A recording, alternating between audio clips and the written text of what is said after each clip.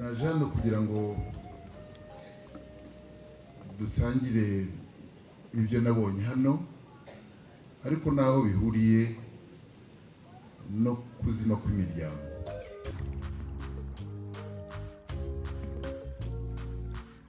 Abateguye jenoside bakayishyira mu bikorwa bari biteguye kurimbura imiryango kugira ngo bayizimye, niyo yari intego yabo.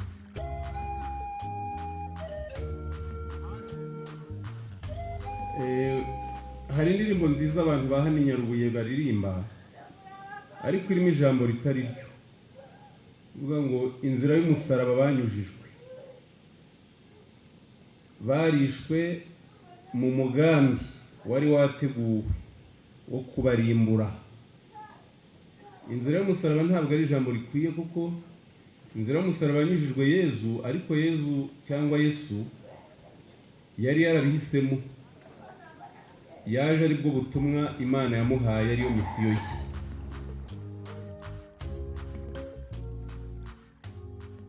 Nabo twibuka uyu munsi imiryango yazimye, usibye ko ntemera ko yazimye, igihe cyose duhari ntabwo yaba yarazimye.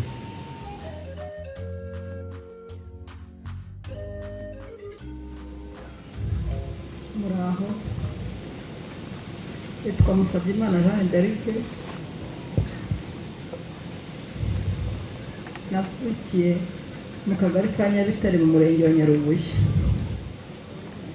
Papa yimukiye inaha aturutse mu cyahoze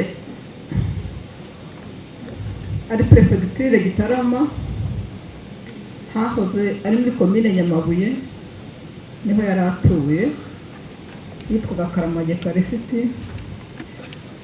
Yahoraga azunguza umutwe, twamubaza papa, kubera ko uhora uzunguza umutwe wabitewe n'iki? Noneho tukamubaza ngo aha niho kuri gakondo yacu? Akatubwira ati bana banjye siho kuri gakondo. Muri 59 barantemye bavuga ko ndi Umututsi. Haza kuboneka umuntu witwaga Nyirinkindi Rufonsi, araza aramushikanuza, amwambura, bamwicaga bamaze kumutema. Noneho isa n'ibihoshe, muri 63 bamujyana na murumuna we, barabatemagura babaroha mu mugezi hari n'ubura hari witwa Kayumbu. Amazi arabajyana, amaze kubajyana haboneka umuntu aza kubarohora. Muri 63 hongera kuboneka abantu bari bafite umutima muzima wa kimuntu, mama n'abana yari afite, barabahisha. Ubwo muri 73 barongeye baragaruka, noneho baza bavuga ngo turashaka kwica umuryango w'Abasinga b'Abarori. Bamanura bongera basuza Kayumbu, basiga bamaze kwica kubiti. Haza gucaho umuzungu ngo wari mu modoka, aravuga ati aba Batutsi basigaye aha ngaha ubu ngo bamaze kubica babaroha mu mazi, noneho batangirwa n'ikintu nabo batazi. Ubwo muzungu araza araterura, aravuga ngo Abatutsi reka mbajyane.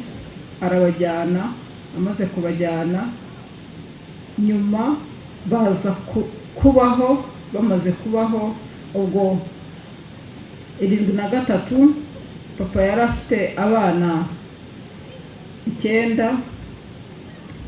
Noneho aza kuvuga ngo ubwo nkiriho, ariko ubwo baramutemaguye hose, aho arazunguza umutwe arimuka, aza gushaka aho atura, kuko yari amaze kugira abana benshi. Avuga ati reka ajya kureba igihugu cyaruta ikindi. Araza atura Nyabitare mu murenge wa Nyarubuye. Ntabwo bya Mutura bya Kiririra na hano niko byari bimeze, ariko abantu babafataga mu mayira hariya bakabajyana nasho bakicukurira. Hano habaye bibi, baratukanaga abantu ngo yamutanze ibitutsi kumutanga mu cyamba. Badutanze ku cyamba aho abantu bagomba guhungira, aho abantu baciye muri 61. Icyo gihe murumuna wanjye yavuye i Kigali, ageze mu rugo atereka nje kureba amatungo. Ahageze nawe n'abashumba 3 banjye barabishe. Icyo bakoze, hari ingona zari muri Rwandeze hariya zari zorowe, babaha ingona zirabarya. Niki wumva ko ari ibintu byagendaga bitegurwa rero. Hari umwaka bamuze nkubiri bababwiye 1963. Jenoside yakorewe Abatutsi ni byiza kuyirebera muri ayo mateka, kuko ayo mateka niyo yagiye agaragariramo. 1963 ni umwaka waranzwe n'ubwicanyi cyane. Muri prefegitura urebye zigera nko kuri 5 ku buryo buremereye: iya Gikongoro, iya Cyangugu, iya Kigali, Gisenyi na Kibungo. Aho uhasanga umubare munini wabishwe kurusha ahandi. Yewe ni nabwo bwa mbere mu mateka y'u Rwanda kuri ubwo bwicanyi ijambo jenoside ryakoreshejwe n'itangazamakuru mpuzamahanga. Nabaze ibinyamakuru bigera ku 8 byanditswe hagati y'ukwezi kwa mbere n'ukwa kabiri 1964, byose byakoresheje inyito jenoside ku iyicwa ry'Abatutsi ryabaye muri 1963. Hari ikinyamakuru cyo mu Bubiligi cyitwa Pourquoi pas, nko kuvuga ngo ni kuki, why. Icyo kinyamakuru cyo ku itariki 6 z'ukwa kabiri 1964, numva hari hashize hafi ukwezi Abatutsi bishwe, cyanditse inyandiko mu Gifaransa ivuga ngo aho ntitwaba turi abafatanyacyaha ba jenoside, sommes nous complices d'un génocide. Icyo kinyamakuru kivuga ko muri Kibungo habonwe icyobo cyari gitabyemo imibiri y'abantu bagera ku 150 bishwe. Icyobo kimwe babonye. Bakavuga yuko hari n'ubuhamya bahawe n'umushoferi watwaraga imodoka za rukururana zijya muri Tanzania, ariko umunyarwanda wababwiye ko ubwe yatwaye abantu 20 yabahawe n'abasirikare babahambiriye bajya kubata mu ishyamba. Ishyamba ntibarivuga, bavuga ko ari mu ishyamba ryari kure y'umujyi wa Kibungo, akaba ariho biciwe.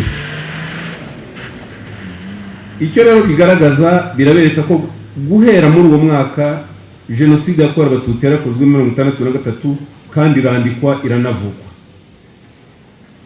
Kandi iriya jambo imperuka ngira ngo bo twari kumwe i Kigali mu kiganiro ku cyumweru gishize, nanaberetse uburyo Kayibanda muri 1964 ku itariki 11 z'ukwa gatatu 1964 yabikoresheje abwira Abatutsi ati muramutse mwibeshye mugafata Kigali yaba imperuka yanyu kandi yihuse y'ubwoko bw'Abatutsi. Numve kuri iryo jambo imperuka si rya vuba, ni gahunda ya kera. Bavuga ko Croix Rouge yohereje intumwa, nazo intumwa yagiye mu maprefegitura yose, ndavuga kuri Kibungo gusa. We yabaruye abo yashoboye kumenya, intumwa ya Croix Rouge yashoboye kumenya abantu 108 bishwe i Kibungo, akavuga ko biciwe ku Rusumo, abandi bakicirwa mu Buroko.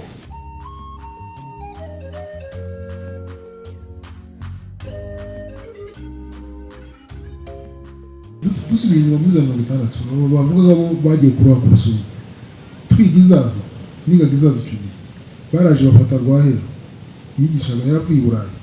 Hari umuntu kabisa wigisha muri normal hariya ukomeye cyane, baragenda barica. Bafata bitwa bakarangwa kuri primaire, baragenda barica. Ngo ubutangiye kohereza muri societe sinyari mbi cyane, ni ikimenyetso kibohereje ko no kwica umurizi wakureraga umuntu wakwigishije, umuntu wagize gutukagura mwishi. Iyo leta sinzi ikibi nayo ubwayo bayikora mu nda iba yigirira nabi. bigakomeza noneho ntibagire n'agaciro muri sosiyete. Niyo ngo umwarimu noneho kubera ko yabaga adafite agaciro muri sosiyete, abana b'abatutsi bose barangizaga amashuri, bongeraga ibyago babaga baragiye ari bake bagiyeyo, ariko bakaba ari bake beza bakagira n'ubwenge bakarusha abandi.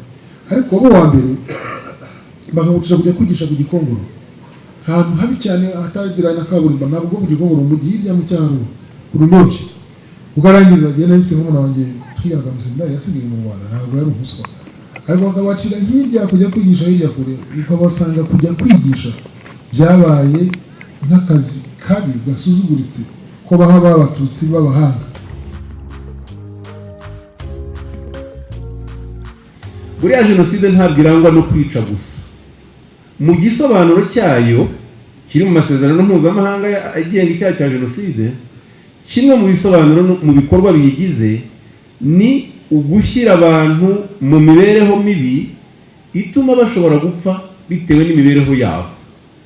Iyo rero ubujije abantu kwiga, ubahora icyo bari cyo, buriya ni kimwe mu bikorwa bya jenoside uba watangiye, nubwo mu by'ukuri utari wabica. Bwizaza barabirukanye, i Gahini ndetse n'i Rwamagana. Byanabaye ngombwa ko amashuri amwe n'amwe anafungwa kubera yuko yari afite abarimu benshi b'abatutsi, abarimu barabura, bamwe babisha abandi bahunze, cyane cyane i Gahini n'i Rwamagana.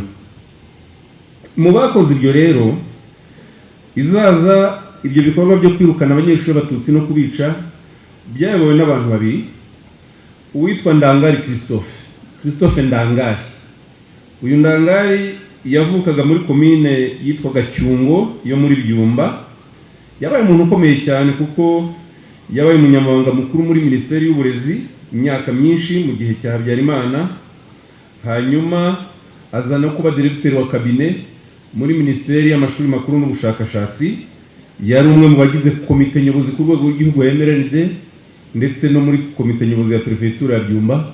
Ubu ngubu baba mu Bubiligi, ni umwe mu bantu bafite uruhare mu ngengabitekerezo yo gupfobya, ari mu bagize FDI, inkingi rya shyaka rya Victoire Ingabire. Undi wamufashije Izaza icyo gihe n'undi mwicanyi nawe ukomeye witwa Isaac Kamari.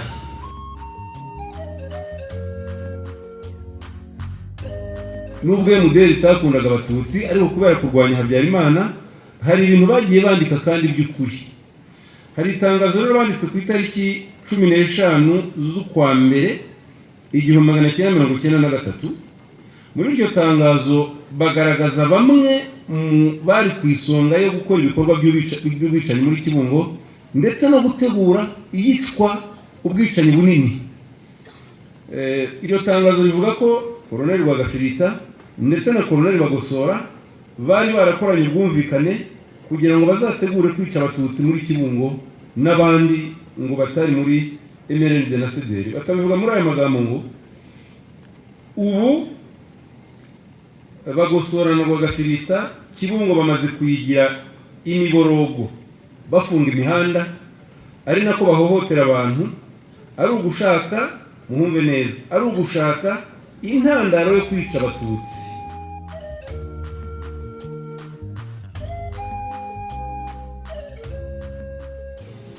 Uruhare runini rero rwagizwe, babivuzeho ko ari ubutegetsi, ariko cyane cyane inzego z'iperereza zashinze ikintu bise Comité du Salut Public. Abantu bose iyo bajya kwica kenshi bashinga amashyirahamwe bifashisha. Iyi Comité du Salut Public yashinzwe n'urwego rw'iperereza icyo gihe. Kanyandengwe nawe wari usa nkaho ayiyoboye iyi komite, ariko ikagira amashami mu mashuri atandukanye. Kugira ngo rero ishobore gukora, bayishakiye ingengabitekerezo yavugaga ko ngo hariho icyo bise myopie sociale. Ni nkaho mpenije mu Kinyarwanda no kuvuga ngo ni ubuhumyi bwa rubanda. Ikaba yasobanuraga iki? Yasobanuraga ko ngo abahutu bahumye kubera kwirengagiza, kudakurikira ibiriho biba, kuko ngo umubare w'abatutsi mu mashuri uriho wiyongera, ukiyongera kubera ubuhumyi bw'abahutu. Bakaba rero bagomba guhumuka kugira ngo uwo mubare wawugabanye hato abatutsi batazabigaranzura bakabatwara n'ubutegetsi. Icyo gihe Musenyeri Sibomana yarahagurutse ajya kureba Kayibanda, amubwira yuko nta mutegetsi wagombye kwica.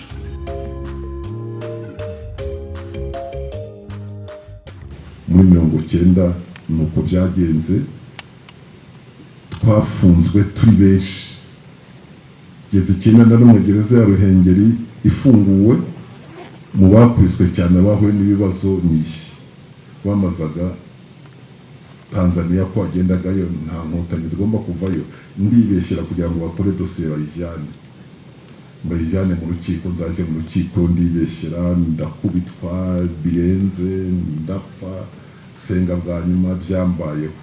Ubwo ni 91 mu kwezi kwa mbere gushira, kwa kabiri turakubitwa nabi, ariko ninagera mu kwezi kwa gatatu, muri iyo twageze mu kwezi kwa gatatu, wari igitekerezo ati rwose umugabo n'uvuga ijambo akarihagararaho. Mu kwezi kwa gatatu twari abanyururu urebye bari hejuru y'ibihumbi 15 mu gihugu hose. Nka gereza ya Kibungo yakiraga abantu 700, ariko twarimo turi hafi y'ibihumbi 3, kandi akavuga ntibashaka abantu 3 bahagararanye bavugana. Ariko mu magereza hajemo amasezerano ya Sere. Amasezerano ya Sere yagomba gusinywa kuwa 5 kuri 29 z'ukwezi kwa gatatu. Nyakubahwa Perezida wa Repubulika wayoboye urugamba icyo gihe ati sinsinya abantu barengana, ntabwo tuyasinya. Uko twatashye nk'abanyeshuri bafunze amashuri, mbese uko bataha n'abatabashaka kugenda bateruye barambika mu modoka. Kuwa kabiri, kuwa gatatu, kuwa kane nta munyururu warangiye muri gereza witwa Icyitso. Hejuru y'iryo jambo rwose urumva ko dufite umutware mwiza.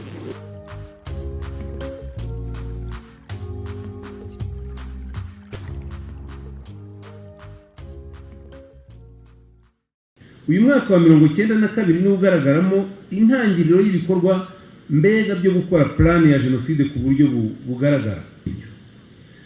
Hari za raporo zakozwe n'imiryango iharanira uburenganzira bwa muntu, imiryango 6.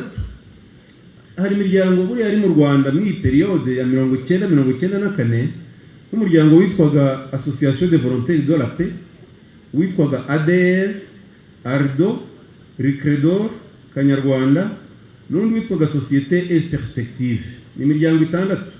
Imiryango 6 iharanira uburenganzira bwa muntu yagiye ikora akazi gakomeye, kuko yagiye igerageza gushaka amakuru y'abantu bishwaga hirya no hino, ikabishyira no muri za raporo zibyamagana. Hariho raporo basohoye yo mu mwaka yo muri 1991 yageragezaga kureba abantu bashoboye kumenyekana bishwe guhera ku itariki ya mbere z'ukwa 10 1990 n'ukwezi kwa 9 1991, igihe bakoreye iyo raporo mu gihe kingana nk'umwaka.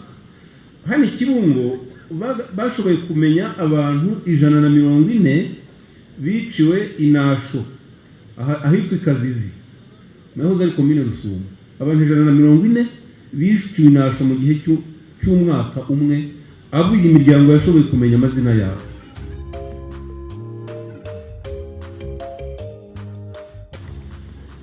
Hari umusaza yisomye muri za raporo ubona bibabaje, umugabo witwa ngo yari umupasiteri witwa Mwumvaneza Jean de Dieu, bamwishe nabi, yari afunze, hanyuma bamwica bamutera baramubamba nka Yezu.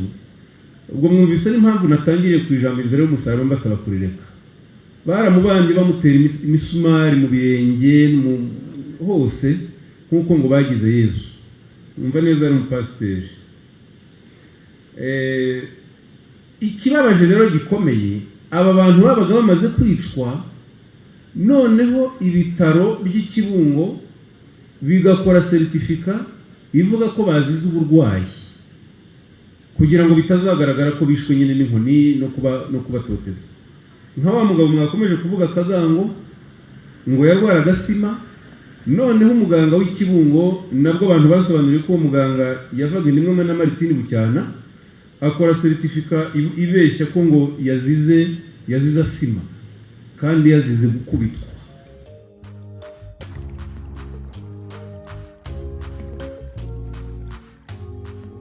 Hari inama bakoresheje inama ku itariki ya mbere y'ukwa kane 1994. Iyi nama iyoborwa na Rwagafirita, bayikorera muri komine Kigarama ahitwa i Remera mu kabari k'umuntu muri bare y'umuntu witwaga Muriro. Iyi nama ni inama nini kuko niyo yateguriwemo uburyo b'abantu bari barahawe ibikoresho, baranahawe imyitozo, noneho bakwibumbira hamwe, ariko n'abaturage bandi bo muri komine zitandukanye za Kibungo bagahuzwa. Kabarondo hariya hari andi mashyirahamwe abiri nayo yashingiwe kwica, yahuje interahamwe. Hari iryitwaga Abarinda, ishyirahamwe ry'Abarinda ryo muri Kabarondo murarizi, n'abantu bakoze jenoside ku buryo bukomeye. N'irindi ryitwaga Batayo Huye. Batayo Huye bo bari bariyitiriye izina ry'ikigo cya gisirikare cy'Ikibungo, ubwo yitwaga Kahuye. Icyo kigo cya gisirikare nicyo cyavagamo abasirikare bajyaga kwica abatutsi nababwiye mu bice bitandukanye.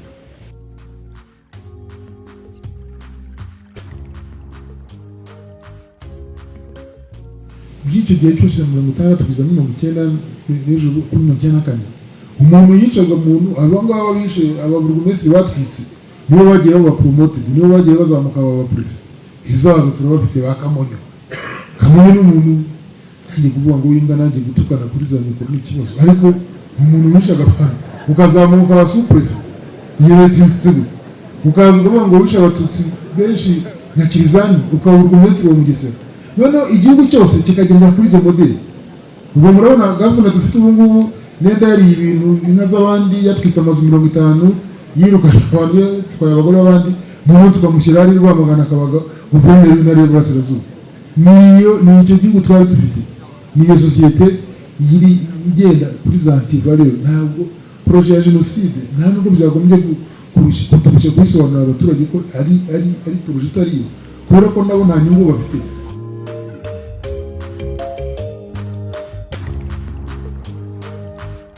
Abagize uruhare bose muri jenoside guhera muri 1959 1963 nta n'umwe wahanwe, ahubwo barahembwaga, batanze ubuhamya hano babivuze.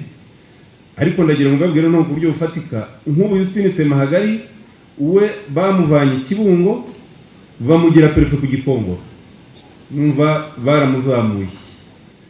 Hanyuma kugira ngo bamusimbure ku Gikongoro bahavana wari prefet waho Andrea Nkeramugaba, nawe wari wakoze ubwicanyi bukomeye. We yari yananditswe no mu mahanga, bamuzana Kibungo baramugabanyiriza gatoya bamugira sous-prefet, asimbura Temahagari. Kimwe mu bibazo gikomeye cy'umuco wo kudahana, ubutegetsi bwa Parmehutu bwari buyobowe na Perezida Kayibanda yohereje aba ministre muri buri prefegitura, cyane cyane zari zifite abatutsi benshi, kugira ngo bajye gufasha abaperefe gutangiza ubwicanyi no kwica.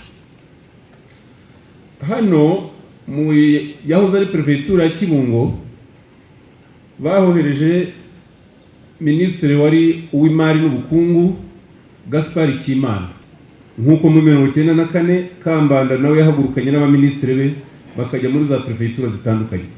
Yari strategy bari baranakoresheje na kera kose.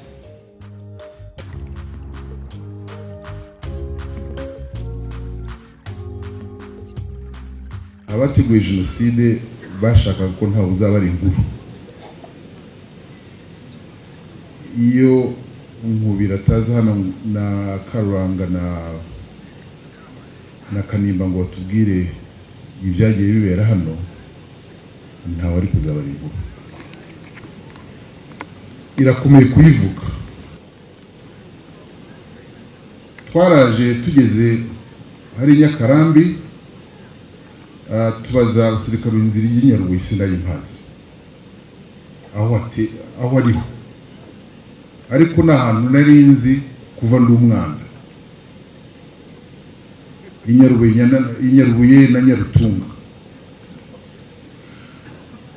Tugeze i Nyakarambi baduha umuntu utuyobora, ariko akaba ari umuntu wacitse abicanyi, n'umuntu wigaga mu seminari. Kuva i Nyakarambi kugera aha byadutwaye amasaha 2 n'igice niba atari amasaha 3, kandi tunyuze ikitwa inzira ngufi. Turazamuka, tugeze hafi icyatubwiye ko tugiye kugera ku kiliziya. Uwo musore atugata, ariko twari hafi, twaranamubazaga ese ntabwo twayobye, kuko twari dutangiye kubona ibyatsi mu modoka twari turimo. Twari dufite imodoka ebyiri dukurikiranye, niba tutayobye. Aravuga ati ariko inzira ni iyi, nubwo hameze n'ibyatsi inzira ni iyi ngiyi. Twumva ibintu bisatagurika munsi y'imodoka. Umushoferi atangira kwibaza ko wenda hari icyuma cy'imodoka kivunitse, ariko akabona imodoka ntacyo ibaye. Birakomeza noneho bitangira, ayo majwi atangira kwiyongera. Aravuga ati ariko ibi bintu ni iki, imodoka yanjye yapfuye? Turagenda turebye, asohotse nanjye ndasohoka. Areba munsi, kuko nanjye narabyumvaga. Dusanga ni amagufwa twakandagiraga y'abantu.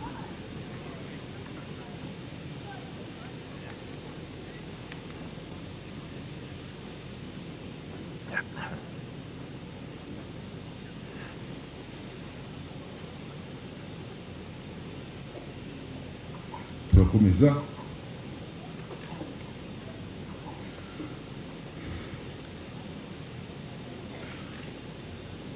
biba ngombwa ko mbwira umushoferi, none dusanga twamaze kugenda urugendo rurerure tugenda amagufa y'abantu.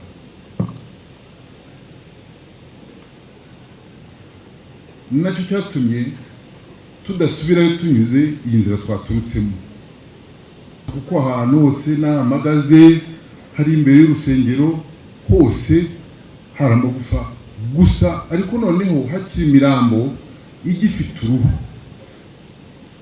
ukabona n'uburebure bw'abantu. Abantu barebare benshi ariko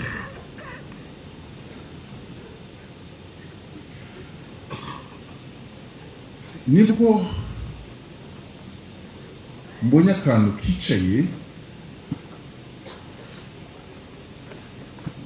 gasa nkaho gafite ubuzima, arandembuza.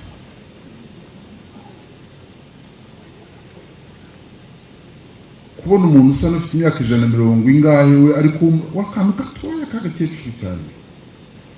Ndamwegera, ariko ijwi ntiryasohoka. Ntabwo washaka kumutera byo ntibyari byoroshye. Naragerageje nsanga ari umuntu nk'ibiro 10, wenda niba yarafite byinshi 8. Nakuyemo ikote, iyi jacket nari mfite, ndamufata ndahamukura, mushyira mu modoka. Uwo mwana n'uwo yitwa Valentine Bagize. Ubu aba muri Amerika, ahantu hitwa Boston.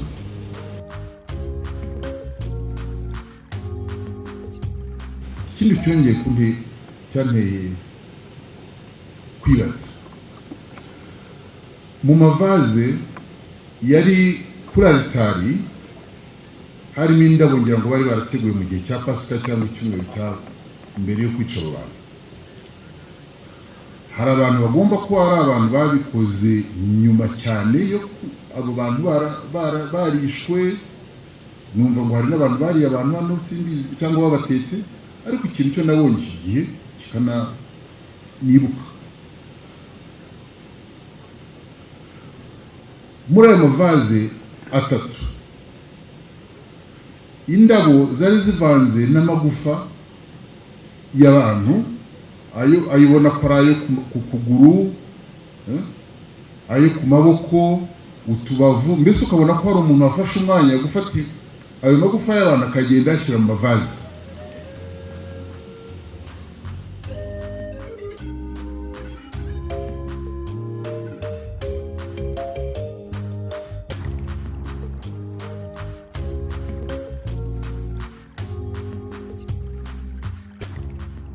nanone kurokoka ntabwo bivuga kwiheba ibyo byararangiye, kuko nanone iyo tuvuga ibintu bya jenoside tuvuga ziriya za steps binyuramo byose, ukabwira abantu bagatangira babagabanya, bagakora za projet, bagateranya interahamwe, bakazana za riteremu kugeza igihe kwica byoroha byumva ari ibintu naturel.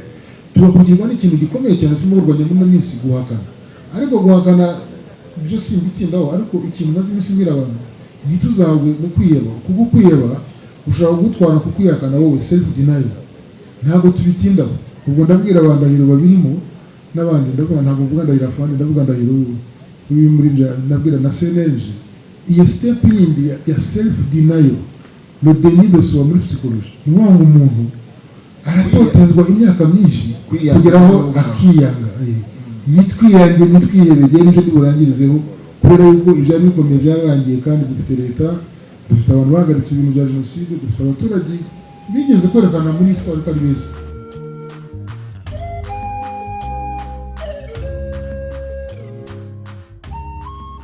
Iki gihugu kigira amahirwe kuko uyu munsi jyewe nza nkabona abana, abagabo, abakobwa bari muri ariya mabisi mwabonye, n'umubare abenshi nuko bangana n'uyu munsi muri uyu mugoroba aha ngaha. Navuze yuko iki gihugu kigira amahirwe kuko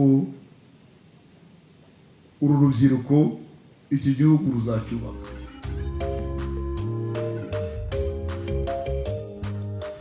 Navukiye hano iwacu, ni hano mu Migongo, nza gukurikirana n'amatongo y'iwacu, nk'abo nkomokaho 19 basaziye hano. Birahari ubwo urumva ubushize mu bari nko mu kinyejana cya 13 twari dutuye hano mu Migongo. Babone bavuga ngo baducishe muri Nyabarongo n'Akagera dusubire twavuye, twe ni hano, kandi bo nta n'igisekuru bari bafite. Kandi ibyo nahuye nabyo ngira ngo mwabwije 61, 63 ko barimo bagiye, 72, 91, 94, 94 bo nihishanye nabo barapfuye bose mbaho. Ubwo ni Imana n'inkotanyi.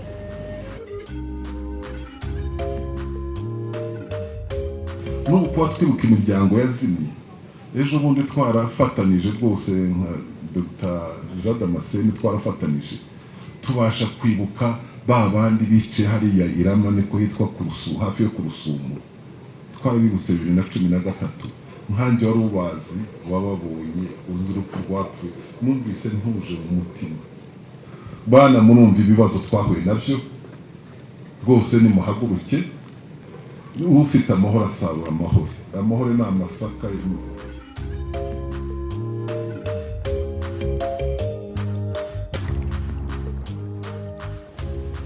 Rimwe na rimwe hari n'igihe nk'igikorwa nk'iki cy'ubutabera bwabonetse bikwiye kujya biturema agatima bikadushimisha. Nubwo urukiko rwa Arusha rwafunguye umwicanyi mugenzi, rugafungura Mugiraneza, rugafungura Mpambara, Gacumbitsi we rwaramuhannye. Igishimishije muri urubanza rwa Gacumbitsi, yakatiwe imyaka 30. Noneho akatiwe imyaka 30 arajurira. Yumvaga ari umweru w'umutindi. Ajuriye, abacamanza bongeye gusubiramo neza mu bimenyetso byatanzwe, noneho cya gihano cy'imyaka 30 barakizamura, ahabwa igifungo cya burundu.